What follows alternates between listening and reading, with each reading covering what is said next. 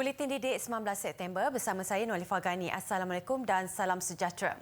Keputusan permohonan kemasukan ke Universiti Awam UA untuk program pengajian lepasan sijil Tinggi Pelajaran Malaysia STPM dan setaraf boleh disemak mulai 25 September. Melalui kenyataan dikeluarkan Kementerian Pengajian Tinggi KPT, keputusan boleh disemak secara dalam talian mulai jam 12.30 hari hingga 5 petang 4 Oktober. Semakan boleh dibuat melalui aplikasi UPU Pocket di telefon pintar atau melalui pautan tertera. Pengesahan persetujuan sama ada untuk menerima atau menolak tawaran bermula 26 September hingga 4 Oktober ini boleh dibuat di laman web rasmi Universiti Awam. Surat rasmi tawaran pula akan dikeluarkan oleh Universiti Awam kepada pelajar bermula 26 September setelah calon membuat pengesahan dalam tempoh dinyatakan. Sementara permohonan yang tidak berjaya, rayuan melalui UPU online ke Universiti Awam dalam tempoh 10 hari bermula 25 September. Tawaran tempat bagi sesi akademik 2022-2023 adalah muktamad dan sebarang permohonan pertukaran program pengajian adalah tidak dibenarkan.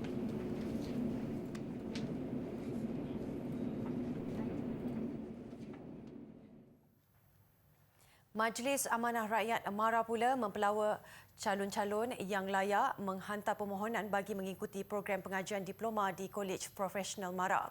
Kemasukan adalah bagi sesi ketiga 2022-2023 pengambilan bulan November. Semakan keputusan permohonan akan dibuat pada 19 hingga 26 Oktober, manakala semakan keputusan rayuan pada 4 hingga 20 November. Calon-calon yang memenuhi syarat ditetapkan boleh menghantar permohonan secara dalam talian. Tarikh tutup permohonan ialah pada 30 September ini.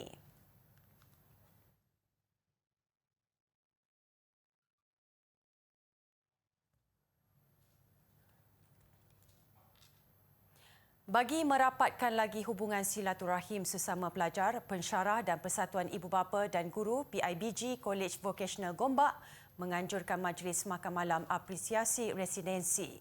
Menurut Yang di-Pertua PIBG-nya, Dato' Azadin Abdul Aziz, program itu melibatkan lebih 400 pelajar.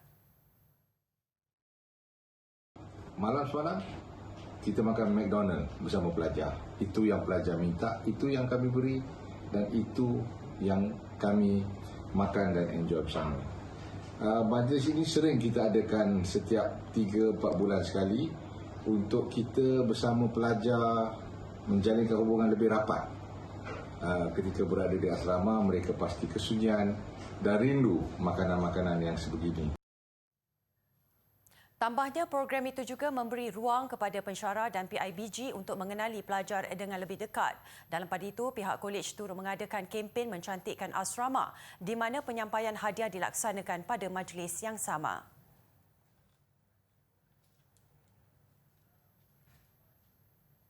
Pengerusi Yayasan AIDS Malaysia MAF, Profesor Datuk Dr. Adiba Kamaruzzaman dilantik oleh Suruhanjaya Global Policy Dadah sebagai Pesuruhjaya terbaharunya. Pelantikan itu menjadikan beliau rakyat Malaysia pertama memegang jawatan tersebut. Melalui kenyataan MAF, Suruhanjaya itu diwujudkan pada Januari 2011 oleh sekumpulan personaliti dari Amerika Syarikat dan Eropah, termasuk bekas ketua negara dan kerajaan. Penubuhannya bertujuan menyokong dasar berkaitan dadah berdasarkan bukti saintifik, hak asasi manusia, kesihatan awam dan keselamatan. Objektif utama Suruhanjaya itu adalah mengangkat diskusi mengenai pembaharuan dasar dadah yang lebih berkeperimanusiaan dan berkesan serta berlandaskan sains di peringkat antarabangsa. Dr. Adiba yang juga pengarah Pusat Kecemerlangan Penyelidikan AIDS Ceria, Universiti Malaya pernah menyandang jawatan Presiden Persatuan AIDS Antarabangsa IAS pertama dari benua Asia. Beliau kini memegang jawatan pengerusi bersama Majlis Sains WHO serta Suruhanjaya Kesihatan dan Hak Asasi Manusia di bawah kelolaan IAS dan Lancet. Berikutan pelantikan Dr. Adiba sebagai Pesuruhjaya terbaharunya, Suruhanjaya Global Policy Dadah turut memuji penglibatan dan komitmen beliau dalam mempertahankan dasar awam yang lebih melindungi hak asasi manusia.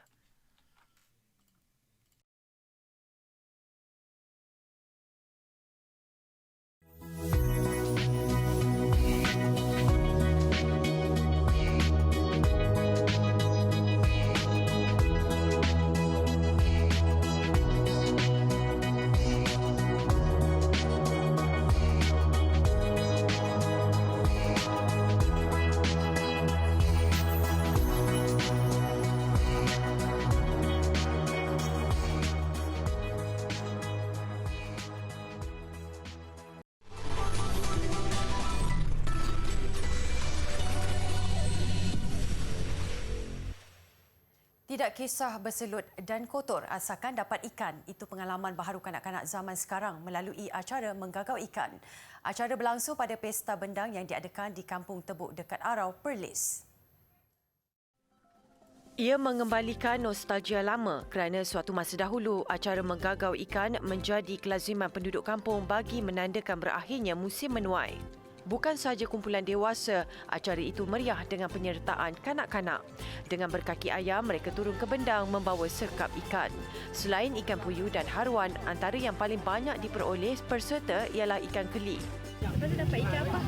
Keli. Adik buat macam mana masa tangkap tu? Guna serta. Yang geli. Kanak-kanak? Kanak-kanak pula dah. Siapa orang?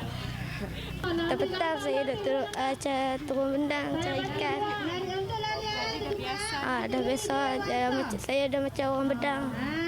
Selain menggagau ikan, turut diadakan larian dalam bendang dan acara tarik tali. Apa yang lucu, ada kanak-kanak yang berenang sewaktu acara larian kerana tidak pernah turun ke bendang. Adik lari dalam bendang, tapi seronok tak menang. Tak menang, tapi seronok. Walaupun berlangsung sehingga tengah hari, rata-rata penonton tidak mahu berganjak. Pesta Bendang adalah program anjuran Pusat Khidmat Guar Sanji dengan kerjasama Amirah Malaysia. Selain acara di bendang, turut dianjurkan pertandingan memasak, gelung getah dan acara menampi padi.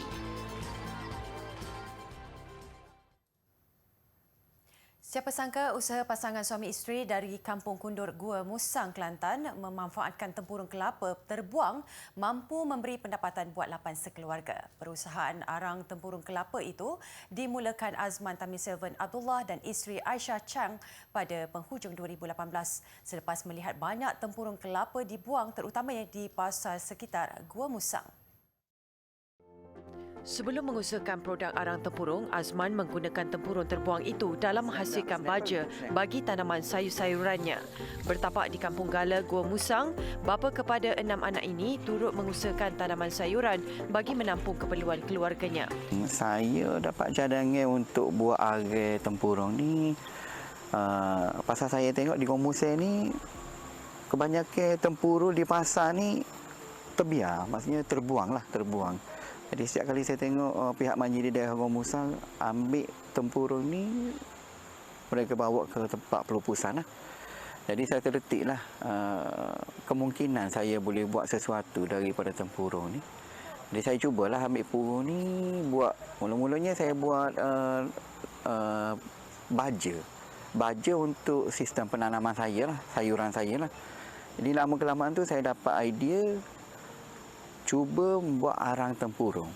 Pada permulaannya, Azman menggunakan modal RM2,000 untuk membeli tong dan kelengkapan lain bagi memproses pembakaran arang tempurung. Katanya, arang tempurung ini kebiasaannya digunakan untuk produk karbon aktif dan berfungsi sebagai bahan penapis, pemurni gas, produk kecantikan dan industri minuman. Alhamdulillah saya boleh menghasilkanlah lebih kurang 4 tan lah untuk 1 bulan lah hasil daripada arang ni. Tapi buat masa ni ada perubahan sikit lah daripada bermulanya kesan daripada pandemik COVID-19 lah. Ada penurunan sikit lah kerana saya kekurangan barangan mentah, tempurung kelapa lah. Jadi buat masa ni lingkungan dalam 2 tan hingga 3 tan lah. Alhamdulillah setiap bulan lah. Saya dapat macam tu lah, lebih kurang lah. Jualan harga tu lingkungan dalam RM1 lebih lah. Azman dan isteri turut mengusahakan beberapa jenis tanaman bagi menambah pendapatan keluarga.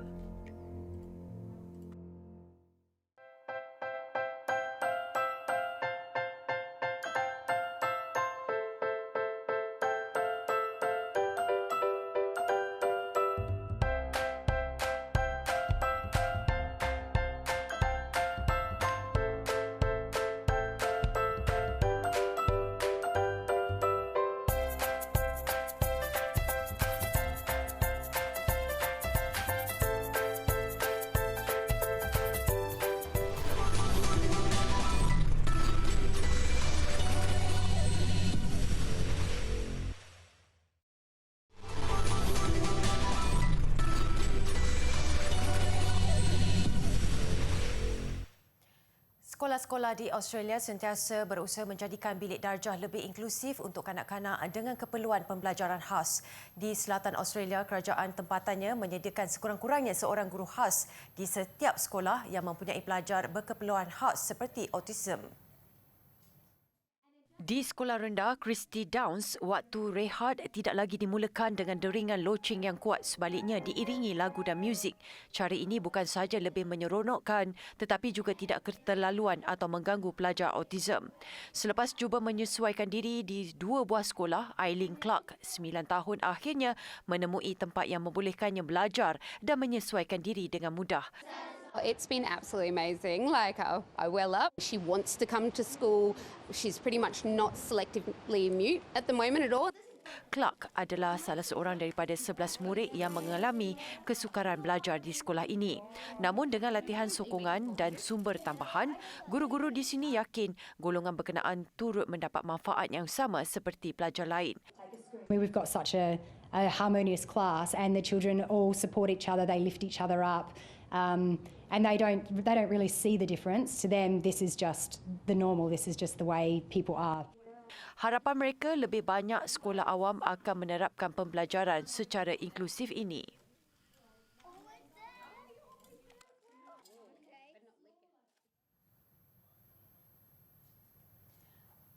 Ketika dunia bergelut dengan lonjakan kos tenaga, seorang wanita di Jepun menemui cara terbaik bagi mengelak krisis tenaga.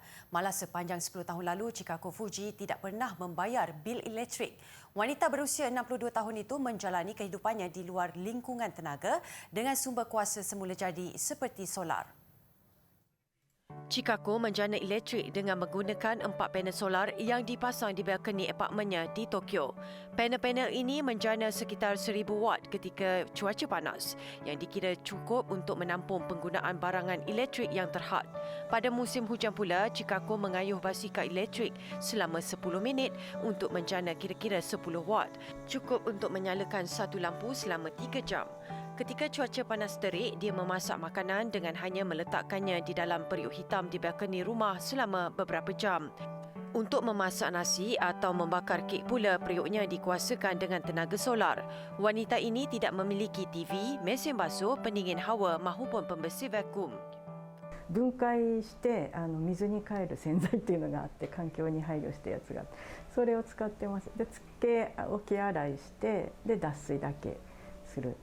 しかも今年はさらに進化してサラダスピナのでっかいやつで靴下とかちょっと下着ぐらいはもうあれで脱水しちゃって。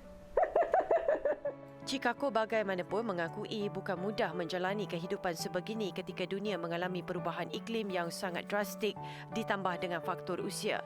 Namun dia mencintai cara kehidupan yang ringkas, justru nekat mahu meneruskannya. ソーラークッキングはやっぱ美味しいし、で本当にガス代も電気代もかからないので、しかも災害時にもね使えるので、これはもうずっと。やっていきたいですし、さらにね工夫していきたいなと思ってます。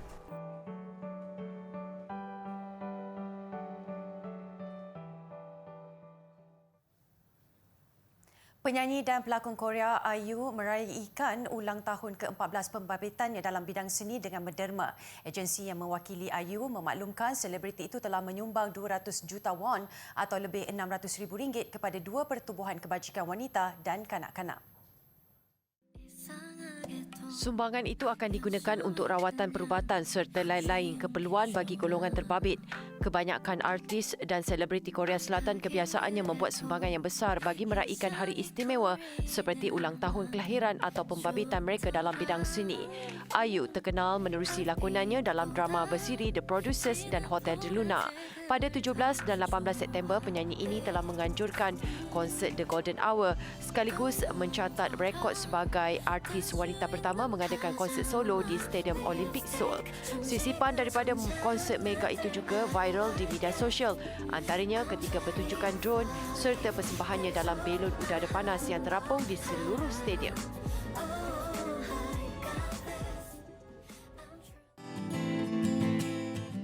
Okey, basic yang kelima ialah counter. Di mana apabila kita opponent baling bola dekat kita akan counter attack dia. Okey, contohnya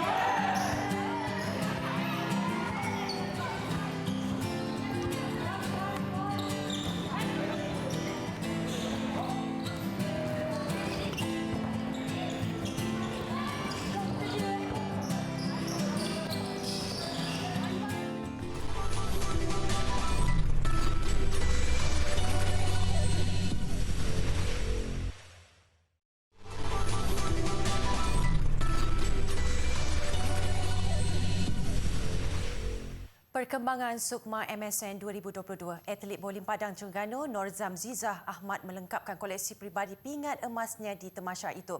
Nur Zamzizah berjaya menamatkan penantian 5 tahun untuk merangkul pingat emas acara kegemarannya iaitu singles wanita pada edisi kali ini. Kejayaan bagaimanapun tidak hadir dengan mudah apabila Nur Zamzizah diberi tentangan sengit Nurul Alia Fitra Ali dari Kedah. Aksi berbalas mata terhasil sejak ends pertama lagi sebelum atlet berusia 22 tahun ini mula menjarakkan kedudukan di ends 9.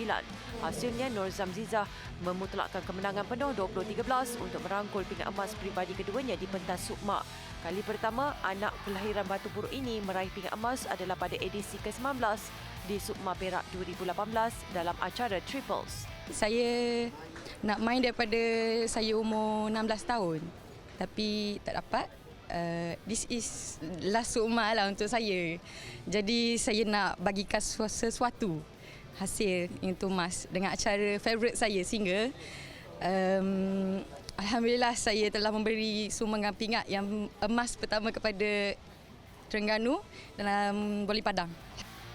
Dalam pada itu, kontijen wilayah Persekutuan mendominasi sukan bowling padang di Kompleks Sukan Bukit Kiara apabila mengungguli 2 daripada 4 pingat emas keseluruhan yang dipertandingkan hari ini.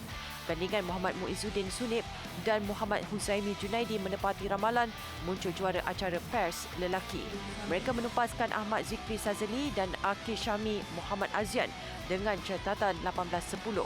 Ia disusuli kejayaan pers wanita dibalrisi Akilah Syazwani Roslan, Nur Aimi Lia Ismail, Nurul Husna Suraya Yunus dan Nurul Farah Adiba Ridwan. Mereka mencatat kemenangan tipis 13-12 ke atas Ainun Najwa Nur Hisham, Aina Nabila Afandi, Nur Fazarina Amiulia Abu Bakar dan Siti Nur Haziwah Jasli Rofizi dari Perlis. Turut berlangsung perlawanan akhir triples lelaki mempertemukan Perak dengan Johor. Perak yang diwakili Aiman Hakim Cik Ahmad, Haziq Azizi Zulkifli dan Ali Imran Rizwan tidak bermasalah untuk menang besar 18-4. Sekaligus memaksa Johor yang diwakili Akmal Darwish Abdul Rahim, Irfan Abdul Jalil serta Afiq Daniel Suhaimi akur membawa pulang pingat perak. Sukan olahraga yang menutup tirai semalam pula menyaksikan kontijen Johor muncul paling cemerlang pada edisi kali ini. Daripada 44 pingat emas yang ditawarkan di trek balapan, 9 daripadanya dikuasai Johor sekaligus membuktikan betapa kontijen ini begitu bersemangat untuk memburu gelaran juara keseluruhan. 9 pingat emas, 6 perak dan 7 gangsa menyaksikan skuad olahraga Johor muncul paling cemerlang pada Sukma kali ini. 9 pingat emas diraih dalam acara 200 meter lelaki, 400 meter lelaki, 1500 meter lelaki, lompat bergalah lelaki 4 kali 400 meter lelaki, 1500 meter wanita, 5000 meter wanita, 3000 meter jalan kaki wanita dan lempar cakra wanita. Paling mencuri tumpuan sudah semestinya kejayaan pelari pecut Muhammad Arsyad Mat Saad yang memenangi emas acara 200 meter selepas mengejutkan pilihan utama dari Perak Muhammad Azim Fahmi dengan catatan 21.02 saat. Kejayaan itu menyaksikan Arsyad melunaskan dendam ke atas Azim yang juga pemegang rekod kebangsaan dalam acara 100 meter. Sabah juga tidak kurang hebatnya apabila memenangi 7 emas, 8 perak dan 3 gangsa di tempat kedua keseluruhan. Bukan sahaja acara pecut dikuasai skuad olahraga Sabah, mereka juga membuktikan kehebatan dalam acara lompat tinggi, lompat jauh dan lompat kijang.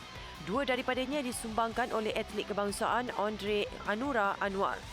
Secara keseluruhannya, sukan olahraga edisi kali ini menyaksikan beberapa muka baharu yang layak diketengahkan ke peringkat lebih tinggi.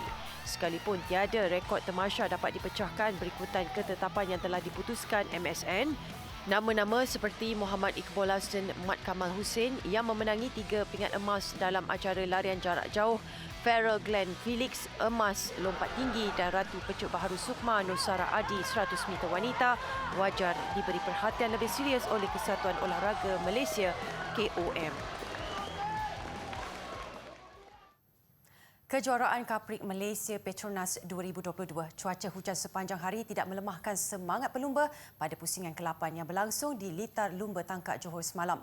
Kedudukan podium 1-2 diungguli pasukan Petronas Sprinter Yamaha CKJ Racing dalam kategori utama CP150. Aksi 20 pusingan memperlihatkan pendahulu Ahmad Afif Amran dari pasukan Petronas Sprinter Yamaha CKJ Racing memerlukan saingan di petak utama untuk keseluruhan 24 pelumba. Sebaik bermula, strategi pasukan tampak berhasil apabila rakan sepasukannya Muhammad Izzat Zaidi Muhammad Salihan berjaya meloloskan diri untuk di depan. Bagaimanapun memasuki lap ke-12, Afif berjaya memintas untuk menguasai perlumbaan dalam cuaca hujan sekaligus mengukuhkan kedudukan selaku pendahulu berbaki 2 perlumbaan. Manakala Azroy Hakim Anwar dari Honda Yuzi Idemitsu Team melengkapkan podium. Kategori CP125 pula membabitkan 15 lap dengan gelaran juara jadi milik pelumba Honda KC Racing Muhammad Irfan Hakal Hamidi yang berjaya mengatasi cabaran Muhammad Syafiq Rasul dari 1XOX TKKR Racing. Turut menghangatkan saingan di litar sepanjang 1.025 km itu perlumbaan Wira KBS. Muhammad Farish Ikmal Khairul Ilyas dari pasukan Honda KC Racing mendominasi saingan 12 pusingan mengatasi Muhammad Adam Haikal Johar pasukan Petronas Sprinter Yamaha 31 Racing. Aksi pusingan ke-9 selepas ini akan berlangsung di Litar Sepang Selatan pada 5 hingga 6 November.